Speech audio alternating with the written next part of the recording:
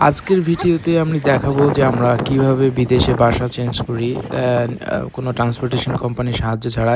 তো ডেনমার্কে এই free trailer একটা অ্যাপস আছে, যে অ্যাপসের মাধ্যমে আমরা ট্রেলার বুকিং করতে পারি এবং অ্যাপসে দেখাবে যে কোন সিটিতে কোন জায়গায় কতগুলো ট্রেলার ফাঁকা আছে। তো আমরা জাস্ট সময় মতো একটা ট্রেলার বুকিং দিয়ে ওই জায়গায় চলে এসেছি। তো এভরিথিং ডিজিটাল লক, মোবাইলের এই অ্যাপসের মাধ্যমে, এটা ব্লুটুথের মাধ্যমে আমরা লক তালাটা খুললে ফেলতে পারবো ট্রেলারগুলোর। হৃদয় আমাকে ডিরেকশন দিতেছে যে আমি কিভাবে গাড়ি ব্যাগে নিয়ে ট্রেলারকে আমি কোনোভাবে আঘাত না করি। তো যাই হোক, সেফলি আমার গাড়ি ট্রেলারের কাছাকাছি আমি নিয়ে যাওয়ার চেষ্টা করতেছি। এখন যে জিনিসটা করতে হবে সেটা হচ্ছে ট্রেলার যে হুকস আছে আমার গাড়ির পেছনে, যে আর একটা ক্যারিয়ার হুকস আছে ওইটাতে লাগাতে হবে। তো মেনলি এগুলো সব গাড়িতে থাকে না, এই হুকগুলো এগুলো আলাদাভাবে লাগাই নিতে হয়, বিশেষ করে এই ট্রান্সপোর্টেশন করার জন্য। তো এটা ভেরি সুপার ইজি, কারণ আমরা দেখতেছি ট্রেলারের সামনে একটা ছোট চাকা আছে যেটা দিয়ে সাপোর্টে ট্রেলারটা সাধারণত পার্কিং অবস্থায় থাকে। তো ওইটা উঁচা নিচা করা যায়, উঁচা নিচা করে গাড়ির যেই ট্রেলার যে রড আছে বা হুক আছে ওই হুকে এটা লাগাই দিয়ে চাকাটা জাস্ট, তো ট্রেলারের হুকটা লক করার পর আমাদের যে জিনিসটা করতে হবে সেটা হচ্ছে যে এই যে ইলেকট্রিক কেবলে কানেকশন দিতে হবে। সাধারণত গাড়ির পেছনে একটা ইনপুট আছে, গাড়ির ব্যাটারি থেকে এই ইলেকট্রিক লাইনটা আসে, যেটা ট্রেলারের পেছনে যে লাইটগুলো আছে সেগুলোকে সেটার কানেকশন দেয় এবং এটা ম্যান্ডেটরি এখানে, কারণ ট্রেলারের পেছনে যদি লাইট না জ্বলে পুলিশে আপনাকে জরিমানা করবে এবং ট্রেলার আমার কোন দিকে যাবে এই ডিরেকশনটা তো পেছনের গাড়ি বুঝবে না, অর্থাৎ আমি যদি লেফটে রাইটে যাই যে ইন্ডিকেটর ওই সাইনগুলো যাবে না। তো খুব কেয়ারফুলি এই ইলেকট্রিক সকেটটা আমার গাড়ির পেছনের থেকে কানেকশনটা দিয়ে দিতে হবে।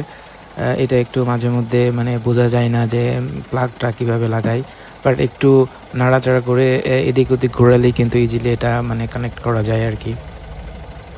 তো প্লাগটা লাগাই দেওয়ার পর আমি আবার একটু ভালো করে দেখতেছি এটা আবার খুলে যায় কিনা, যেন কানেকশনটা টাইট থাকে। ডানে বামে ঘুরে এটা আমি ইনশিওর করলাম যেন আমার কানেকশনটা ভালো থাকে। এখন যে জিনিসটা আমাদের করতে হবে সেটা হচ্ছে আর একটা সেফটি একটা লক থাকে এখানে। সেফটি লক মানে কোনো কারণে যদি আমার হুকটা খুলে যায় সেক্ষেত্রে এই যে এখানে একটা রেড তার দেখতেছি, এই তারটা দিয়ে আমি লক করে দিলাম, কারণ কোনো কারণে যদি আমার হুক থেকে খুলে যায় সেক্ষেত্রে কিন্তু ওইটাকে সাপোর্ট দেবে আর কি। তো এখন আমি ইনশিওর করতেছি যে আমার গাড়ির পেছনে লাইট জ্বলতেছে কিনা। আমি দেখলাম যে সবগুলো লাইটে জ্বলতেছে, তার মানে আমার ব্যাটারির সাথে পেছনে ট্রেলারের কানেকশন খুব ভালো মতো হয়ে গেছে। Now we are all set and we are good to go. আমরা এখন গাড়িতে একটু রিফুয়েলিং করতে হবে। তো সাধারণত যখন গাড়িতে কিন্তু ট্রেলার থাকে নর্মাল অবস্থায় যে পরিমাণ তেল খায়, আমাদের পেছনে লোড থাকার কারণে তেলটা গাড়ির স্বাভাবিক অয়েল কনজামশন থেকে অলমোস্ট 1 থেকে 2 লিটার তেল বেশি খাবে, কারণ আমার পেছনে অলমোস্ট 1000 কেজি মতো লোড আছে গাড়িতে সেটা টানতে হচ্ছে। এছাড়া পেছনে যে ট্রেলার আছে এখানে একটা অ্যারোডাইনামিক্সের ব্যাপার আছে, বাতাসটা কিন্তু ঠিক মতো পাস হয় না, তো সেক্ষেত্রে একটা বাতাসের একটা ফ্রিকশন থাকবে।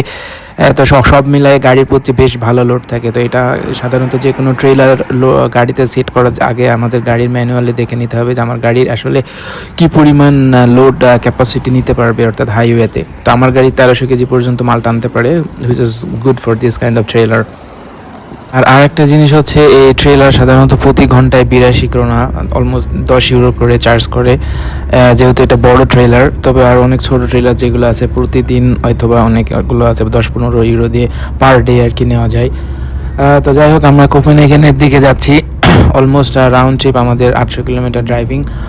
তো সবাই ভালো থাকবেন আর দেখা হবে অন্য কোনো ভিডিওতে।